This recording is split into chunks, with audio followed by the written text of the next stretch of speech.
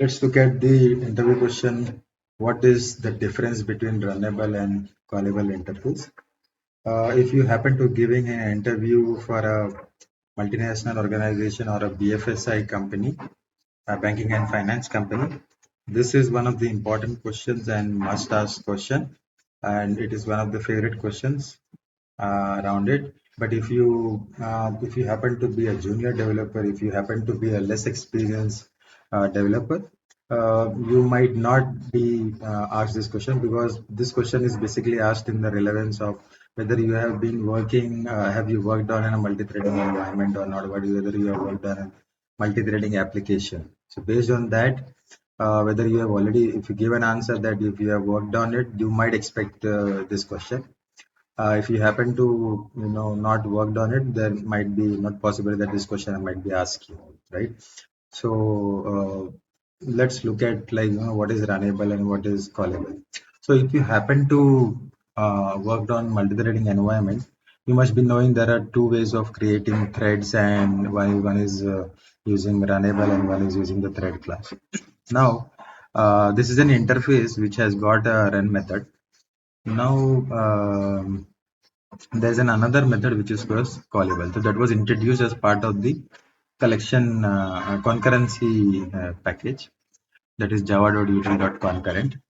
Now basically this two, runnable and the callable, basically they do a similar kind of work, but there is certain differences in it.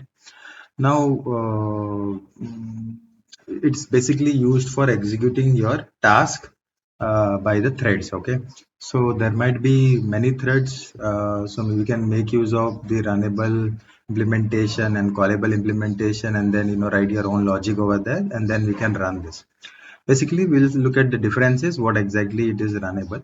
So runnable, basically it is from the java.lang package, and callable is from java.util.concurrent package. Now when you wanted to run a task on a thread, right, and you are not bothered about whether that particular thread is completed or thrown an exception, you can make use of runnable. Now whether you wanted to know, like, whether your task, whether you have given a task to the thread and you wanted to understand that it should return something or it should throw some exception, so in that case we make use of callable. Now with the help of the signature, we'll look at the signature, what exactly the difference is about.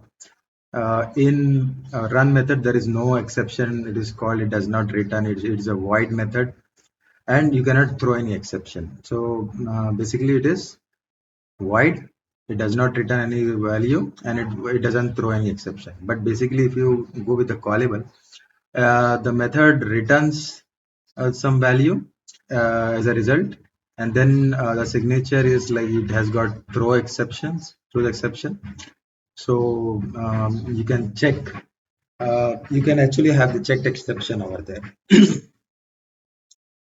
The difference between them is that, as we already told, like, it does not return, the runnable does not return, the callable returns. Exception handling, as I mentioned, checked exception cannot be thrown in exception handling. So if you are, if there is a problem, then you will not be able to identify what would have went wrong. But catching the exception is really difficult over there. But with the callable, you will be able to throw the checked exception over there, and you will be able to get that result as well. Basically, if when you want to use runnable, is you should be, I mean, you are not bothered about the result, you are just worried about what task is to be executed. But with callable, you wanted to run the task also, and also you need to know, like, some value should be written along with the handling some exception. Typically threads can be executed by a thread as well, plus, and also by using the executor framework service, right? So but callable can only be called by executor framework, you cannot normally call that. So here is a difference, hope you got this. Okay,